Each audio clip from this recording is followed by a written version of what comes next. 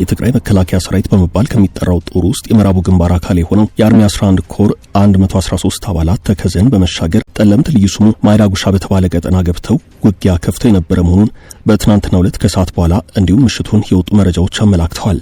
ጠለምት ልክ እንደ ወልቃይት ጠገዴና ራያ ሁሉ በአማራና በትግራይ ክልል የይገባኛል ጥያቄ የሚነሳበት ነው። ህወሓት የተወሰነ ጦሩን ይዞ በምዕራብ አቅጣጫ ጠለምት ብቅ አለም። ይህ የሆነው በትናንትናው ዕለት ነው። ይህ ሙከራ ከዚህ ቀደም በምስራቅ አቅጣጫ በአፋር ከተደረገው ሙከራ ጋር ተመሳሳይነት አለው። ህወሓት በወራት ልዩነት በምስራቁም በምዕራቡም አቅጣጫ የኃይል ፍተሻ የሚመስሉ ወታደራዊ እንቅስቃሴዎችን አድርጓል። ሁለቱም አልተሳኩም። የመልስ ምቱ ከባድ ወታደራዊ ቡጥ ያሳረፈው ሆኗል። ነገሩን ወደ ጠለምት እንመልሰው። የጠለምትን ከወልቃይት ለየት የሚያደርገው የሁለት ዓመታቱን የትግራይ ጦርነት ተከትሎ የተቋቋመው የአማራ ክልል አስተዳደር ቀሪ ሆኖ በጦርነት ወቅት አካባቢውን ለቀው የሄዱት የትግራይ ተፈናቃዮች እንዲመለሱ መደረጉ ነው። ህወሓት ከተፈናቃዮቹ በተጨማሪ ወደ ጠለምት ታጣቂ ኃይል ጭምር አብሮ መግባት አለበት በማለት ሲሞግት ነበረም። ነገር ግን የሐሳቡ ተቀባይነት አላገኘም። ተፈናቃዮቹ ቢመለሱም ደህንነታቸው ባለመጠበቁ በድጋሚ እየተፈናቀሉ ነው በሚል ህወሓት ተደጋጋሚ ወቀሳ ያሰማል። ከተፈናቃዮቹ መመለስ ባለፈ ህወሓት የትግራይ ታጣቂ ኃይል ወደ አካባቢው መግባት አለበት በማለት ሲሞግት ከከረመ በኋላ በመጨረሻም በትናንትናው ዕለት አንድ ያልተሳካ ሙከራ ማድረጉን ከስፍራው የወጡ መረጃዎች አመላክተዋል። ህወሓት ደረጃው ከፍ ያለ ቁጥር ያለው ኃይል እንደዚሁም በተቀመጠ መጠን ለራሱ ለህወሓትም ስጋት መሆኑ ጥርጥር የለውም። ስጋት መሆኑን ከወራት በፊት በዚያው በትግራይ በራሳቸው በታጣቂዎቹ ሲደረጉ የነበሩ ጸረ ህወሓት እንቅስቃሴዎች ማሳያ ናቸው። እናም ህወሓት ያደራጀው ታጣቂ ኃይል መልሶ ራሱን እንዳይበላው ለመከላከልም በሚል በተወሰነ ደረጃ የጦርነት እንቅስቃሴዎችን የማድረጉ ጉዳይ ጥርጥር የለውም። የትናንቱም ውስን የጦር እንቅስቃሴ ምክንያት አንዱም ሊሆን የሚችለው ይህንኛው ነው። ሌሎች በርካታ ምክንያቶችም ሊኖሩ ይችላሉ። የትናንቱ የምዕራቡ አቅጣጫ ትንኮሳ ከወራት በፊት ህወሓት በአፋር ካደረገው የጦር እንቅስቃሴ ጋር ተመሳሳይነት አለው። በዚህ የሚባል በዚያ ህወሓት በሰራዊት ዝግጅት ላይ ነው። በርካታ የትግራይ ወጣቶች ዳግም በህወሓት ጦር ውስጥ ተጠርንፈዋል። ህወሓት ሰራዊት በማለት የሚጠራው የቀድሞውን የትግራይ ልዩ ኃይል በእርሾነት ተጠቅሞ ያደራጀውን ታጣቂ ኃይል ነው። የቀድሞ ገዢ ፓርቲ ኢህአዴግ ዋና አንቀሳቃሽ አስኳል በመሆን ለ27 ዓመታት ስልጣን ላይ በቆየባቸው ጊዜ የአገሪቱን ወታደራዊ ኃይል በሰፊው ተቆጣጥሮ ስለነበር አጋጣሚው በርካታ ወታደራዊ አመራሮችን እንዲያፈራ አድርጎት እነዚህ በመከላከያ ውስጥ የነበሩ የትግራይ ተወላጅ ወታደራዊ አመራሮች ብዙዎቹ ከእድሜና አገልግሎት ጋር በተያያዘ ከመከላከያ ሰራዊት ቢሰናበቱ የህወሓትን ከ4 ኪሎ መቀለ ጠቅልሎ መግባት ተከትሎ ብዙዎቹ የትግራይ ሰራዊት የሚባለውን ወደ ማደራጀቱ አምርተዋል። በዚህ መሰረት የትግራይ መከላከያ ሰራዊት ወይም ትግራይ ዲፌንስ ፎርስ በሚል ወታደራዊ ኃይል መስርተዋል። ከአየር ኃይልና ከባህር ኃይል ውጪ ስያሜውና አደረጃጀት የአንድ ሉዓላዊ ሀገር የመከላከያ ሰራዊት ቅርጽና አደረጃጀትን የያዘ በሶስት ግንባሮች የተደራጀ አንደኛው ግንባር ምዕራብ ግንባር ይባላል። በወልቃይትና ጠለምት አቅጣጫ በተከዜ ወንዝ ቅርብ ርቀት ላይ ይገኛል። ሽረ ከተማን ዋነኛ ማዕከሉ እንዳደረገ የሚነገር አደረጃጀቱ ግንባር ከሚለው ወርዶ አርሚ ኮር እያለ በተዋረድ ይወርድ። አርሚ የሚለው የሰራዊቱ ክፍል ዋናው የትግራይ ዲፌንስ ፎርስ ንዑስ ማዕከል ሲሆን በዚህ መሰረት አርሚ 43፣ አርሚ 50 እና አርሚ 70 በሚል የተለያዩ አደረጃጀቶች አሉት። የኃይል ከታንክ እስከ መድፍና ዙ 23 የታጠቀ ሰራዊት ነው።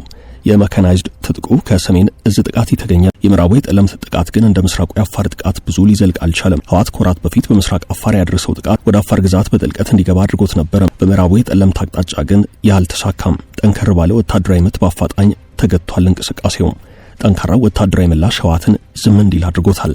የህወሓት ጦር የተደራጀው በአንድ ሀገር የመከላከያ አደረጃጀት መልኩ ቢሆንም ጦር የተደራጀው የሀገር ዳር ድንበር ሊጠብቅ ወይንም ሊያስጠብቅ አይደለም። የሀገር ዳር ድንበርን የማስጠበቅ ኃላፊነት አንድ ኃይል በራሱ መንገድ ያደራጀው ኃይልም አይደለም። ኢትዮጵያን ጨምሮ በየትኛውም ሀገር እንደዚህ አይነት አሰራር የለም። ይሁንና ህወሓት ያደራጀውን ጦር መከላከያ ኃይል ወይንም ዲፌንስ ፎርስ በማለት ይጠራዋል። ትግራይ ዲፌንስ ፎርስ የሚለውም የመጣው ከዚህ አንጻር ነው። ትግራይ የኢትዮጵያ አካል እስከሆነች ድረስ ልክ እንደ ሌሎቹ ክልሎች ሁሉ በአገሪቱ አንድ መከላከያ ስር መሆን ግድ ይላታል። ህወሓት በደቡብ አፍሪካ የፕሪቶሪያው ስምምነት ላይ የፈረመው የስምምነት ሰነድም ይህንን ያስረዳል። የፕሪቶሪያው የዘላቂ ግጭት ማቆም ስምምነት ፈራሚዎች ሁለት አካላት ናቸው። አንደኛው የፌደራሉ መንግስት ሲሆን ሌላኛው ህወሓት ነው።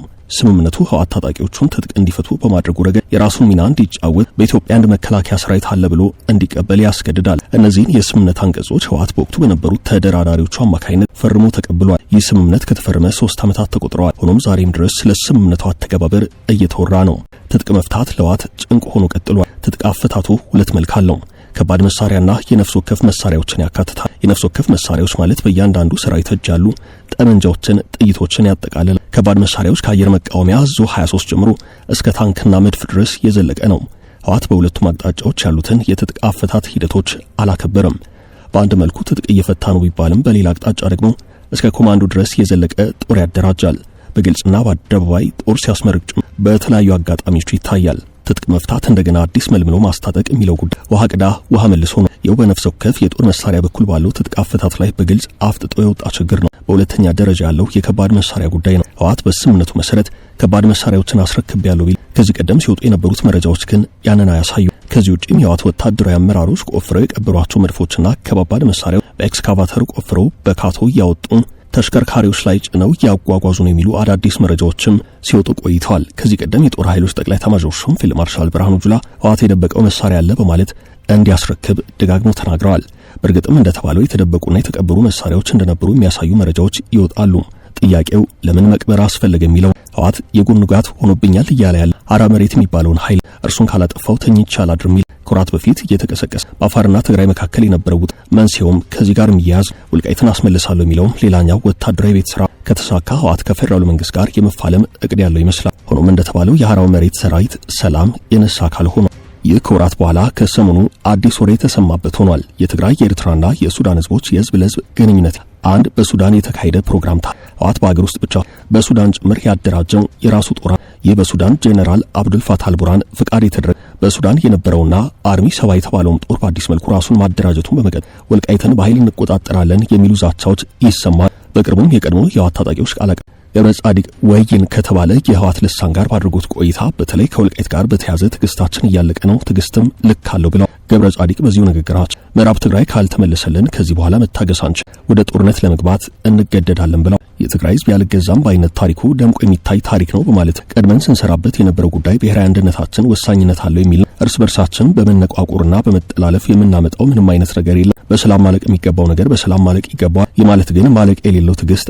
አለን ማለት አይደለም። የሁሉ ትግስት ለሰላም ሲባል ነው። ከዚህ ውጭ ግን ሉዓላዊ መሬታችንን እናስመልሳለን፣ የትግራይን ህዝብ ይዞ ሁሉም ነገር ይቻላል ሲሉ ተናግረዋል። እናም ህወሓት በተለያየ አቅጣጫ በተደጋጋሚ የሚያካሂዳቸው ትንኮሳዎች ለዋናው ግጭትና ጦርነት የሚደረጉ የቅድመ ዝግጅት አካል ሆነዋል። በዚህ መልኩ የሁለት ዓመታቱ ጦርነት ተካሄደም።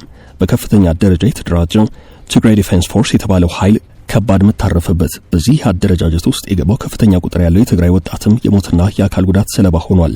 ከዛ በኋላ ድርድር መጣ። ቅድመ ፕሪቶሪያ ሚስጥራዊ ድርድሮች ተካሂደዋል። ቀጥሎም ድርድሩ ወደ ይፋይ የፕሪቶሪያ ድርድር አመራም። በዚህ ሂደት መንግስት ይዟቸው ከቀረቡት ጠንካራ የመደራደሪያ ነጥቦች መካከል አንደኛው የትግራይ ዲፌንስ ፎርስ ወይንም ቲዲኤፍ የተባለውን አካል ይመለከታል። በመንግስት በኩል በአንድ ሀገር ውስጥ ሊኖር የሚገባው አንድ መከላከያ ሰራዊት ነው የሚል አቋም በተደጋጋሚ ተንጸባርቋል። በህወሓት በኩል የተደራጀው የትግራይ መከላከያ ሰራዊት የተባለው አካል በዲዲአር ፕሮግራም ትጥቁን መፍታት አለበት የሚል አቋም መንግስት አንጸባርቋል። ህወሓት በጊዜው ተደራዳሪ ሆኖ የቀረበው ወታደራዊ የኃይል ሚዛኑን ባጣበት ወቅት ነው። ከዚህ ውጪም አደራዳሪ ሆነው የቀረቡት አሜሪካና የአፍሪካ ህብረትም ቢሆኑ ለአንድ ሀገር ሁለት ሰራዊት ይኖር ሊሉ የሚችሉ አይደሉም። በዓለም ሀገራትም የአይነቱ አሰራር የለም። እናም ህወሓት ትጥቅ እፈታለሁ ብሎ መቀበል ግድ አለው። ከዚህ ውጪም የነኑ ታጣቂ ኃይል በተመለከተ ህወሓት በትግራይ ስም ከመጥራት ይልቅ የህወሓት ተዋጊዎች ወይንም ቲፒኤልኤፍ ኮምባታንትስ በሚል ስያሜ በፕሪቶሪያው ስምምነት ላይ እንዲሰፍር በመደረጉ ተስማማም። በዚህ መሰረት ትጥቅ የመፍታቱ ሂደት ተጀመረ። ነገር ግን በጀት ተመደበ። ይህ በጀት ታጣቂዎቹ ትጥቅ ሲፈቱ የሚሰጣቸውን የታደሰ ስልጠናና የተወሰነ የመቋቋሚያ ገንዘብ ነበረም። ይኸው የዲዲአር ፕሮግራም በተወሰነ ደረጃ ቀጠለም። በመሃል ግን ነገሮች በመደነቃቀፋቸው ህወሓት አፈገፈገም። የቀድሞ የትግራይ መከላከያ ሰራዊት የሚለው አጠራርም ቀጠለም። ነገሮች ከረር እያሉ ሲሄዱ እንደውም ውስጡን ከኤርትራ መንግስት ጋር የተፈጠሩ ግንኙነቶች አሉ የሚሉ መረጃዎች ወጡ።